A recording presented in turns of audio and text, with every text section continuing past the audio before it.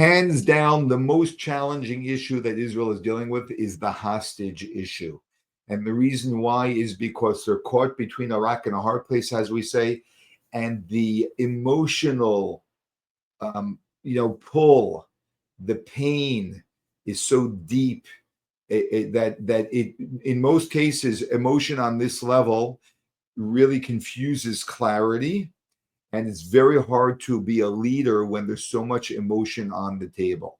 I do have to say that the prime minister is really carrying both of these in balancing it in an extraordinary way, which I have seen few people be able to do. On one hand, he fully feels for the hostages, for the families, and he understands he's a person who's got a long history in the army, having lost a brother in the army, and serving as prime minister, and just dealing with people who have had these horrific challenges, and he really feels for them. And at the same time, as he will explain in this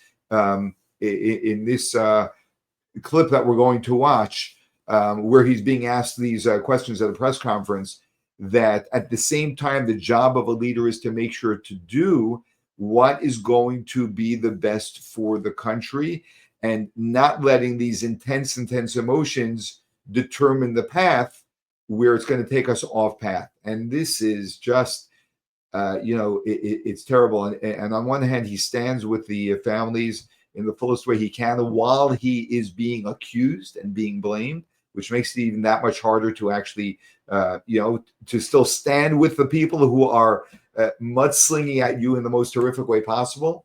And at the same time, they're doing what he needs to, which is going to be best for the country. Let's take a look at this. The mother of Almog Sarusi, one of the murdered hostages, says you sacrificed her son on the altar of the Philadelphia corridor. If the price of your refusal to withdraw from the Egypt-Gaza border is more hostages are killed, is that a price you are prepared to pay? And is that a price the people of Israel will accept? I can understand the great torment that the mother of this murdered hostage feels. I can understand her rage. I can understand her sorrow. So I'm not going to stand in judgment of that. I'm not going to argue with it. I'm just going to talk about the facts. I'm committed to getting all of them out. I got more than half out, and more than half of the hostages alive out, because we employed the pressure points. We leave the pressure, we're going to get no one out. I'm committed as the Prime Minister of Israel to two things. They're right here. The first one is to achieve the release of the hostages, and the second is to protect the security of Israel and make sure that we have no more hostage taking, no more murders, no more rapes, and no more rocketing of Israel. Both of them. We have to have this and this together. That's what I'm going to do. That's what I'm committed to do. If I can follow up, sir. CNN, please. This is Prime Minister Jeremy Diamond, CNN. I spoke to Aviva Siegel tonight, a former hostage whose husband is still being held in Gaza. She told me that she believes that you are sentencing her husband, Keith, to die by prioritizing the Philadelphia corridor over a deal.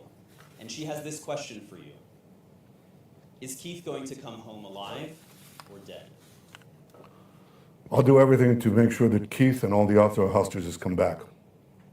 I'm telling you that if we relieve the pressure, if we get out of the Philadelphia corridor, we're not going to get the hostages back.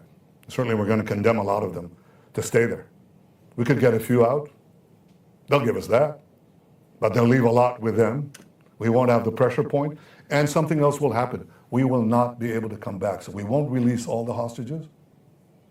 And we won't achieve the defenses that we must have to prevent more October 7th again and again and again. That is my responsibility. I can understand the torment of families. They don't, none of them believe that we'll get the hostages in the first batch either. None of them, few of them, quite a few of them didn't believe it. And they came and they said, you have to get them out, you have to get them out. You're not going to give them out, you have to make this concession or that concession. I didn't make those concessions, and we got them out. So it's very hard,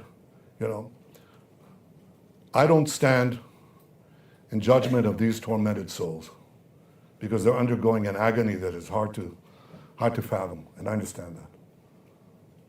But the responsibility of leaders is not merely to share the sentiment, the emotion, but also to exercise judgment, the correct judgment, to make sure that these horrors do not happen again. I believe that our strategy is the best way to achieve both goals, both freeing the hostages, and ensuring that Gaza never poses a threat to Israel again.